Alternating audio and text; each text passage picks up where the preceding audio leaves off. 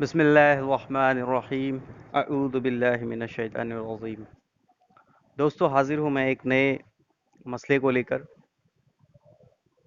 آج کسی بھائی نے کمنٹ کر کے ہم سے یہ پوچھا کہ آپ ہمیں یہ بتائیں کہ محرم میں نکاح کرنا غلط ہے، نکاح نہیں کرنا چاہیے، ایسا کیوں ہے، یا نکاح کرنا جائز نہیں ہے محرم کے مہینے میں، خاص کر شروع کے 10 دن جو ہوتے ہیں، شروع کے 10 عشرے، اس میں نکاح کرنا مناسب ہے یا نہیں ہے۔ تو شروع کرتے ہیں اس سوال کو، اس مسئلے کو، اور اس مسئلے کا حل آپ لوگوں کے پاس خود ہی ہے۔ بس میں آپ لوگوں کو صحیح مسئلے کی طرف اشارہ کروں گا کہ آپ ہمیں بتائیں کہ کیا محرم کے مہینے میں عبادت کرنا، نماز پڑھنا، نفلیں پڑھنا غلط ہے یا جائز نہیں ہے؟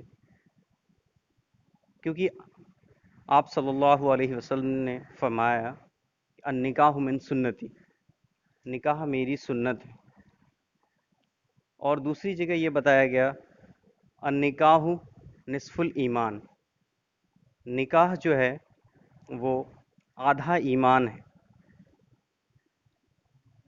ایک دوسری جگہ حدیث میں فرمایا گیا کہ جس کو نیک بیوی مل جائے، نیک بیوی سے، نیک عورت سے نکاح کر لے، تو اللہ نے اس کو آدھا دین دے دیا، اور باقی کے اب وہ آدھے دین کے لیے اللہ تعالیٰ سے ڈرے۔ تو بات آتی ہے کہ کیا نماز پڑھنا محرم کے مہینے میں، اب جیسے نماز پڑھ رہے ہیں، عبادت کر رہے ہیں، تو کیا آپ محرم کے مہینے میں نماز پڑھنا چھوڑ دیتے ہیں، نفلیں پڑھنا چھوڑ دیتے ہیں، عبادت کرنا چھوڑ دیتے ہیں؟ تو اب آپ خود اس چیز کا اندازہ لگا سکتے ہیں کہ اگر نماز پڑھنا ایک عبادت ہے تو نکاح بھی ایک عبادت ہے۔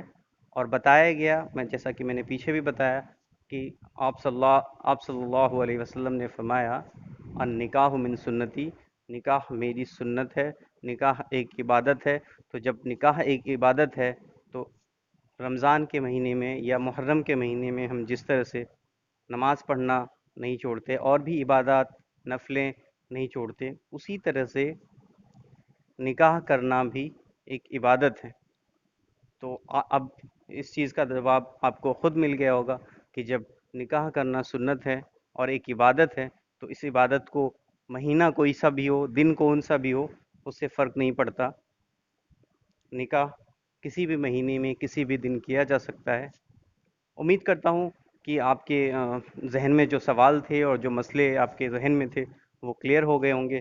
اس کلپ کو زیادہ سے زیادہ شیئر کریں اور زیادہ سے زیادہ لوگوں تک پہنچائیں، تاکہ ان کے مائنڈ میں، ان کے دماغ میں، ان کے خیال میں جو بھی مسئلے ہیں، جو بھی کنفیوژن ہے، وہ کنفیوژن دور ہو۔ انشاءاللہ امید کرتا ہوں آپ کو بھی بہت اچھی طریقے سے سمجھ میں آیا ہوگا۔ السلام علیکم ورحمۃ اللہ وبرکاتہ۔